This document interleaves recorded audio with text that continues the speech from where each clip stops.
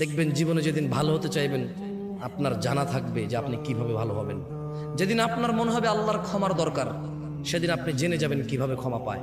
যদি আজকে এই মাহফিল মনোযোগ দিয়ে শোনেন, আরে হ্যাঁ, আমি চলে যাওয়ার পরে এই মাহফিল চলে যাবে না তো, কারণ আমি কোনো কিস্সা কাহিনী বলতেছি না, এখানে কোনো গল্প উদাহরণ দিচ্ছি না, সূরা নূহ পড়ে শোনাচ্ছি। কি পড়ে শোনাচ্ছি?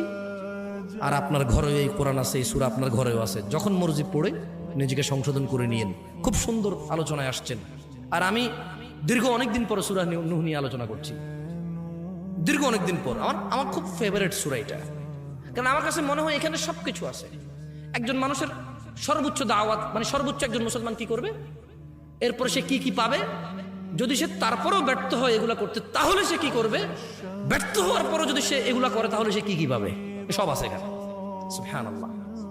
তাহলে শোনেন, তাহলে আমরা কার ইবাদত করলাম? ভয় কাকে পাইলাম? অনুসরণ কাকে করলাম? এইবার এগুলা করলে কি হবে দেখেন, আল্লাহ বলছে যে ইয়াগফির লাকুম মিন যুনুবিকুম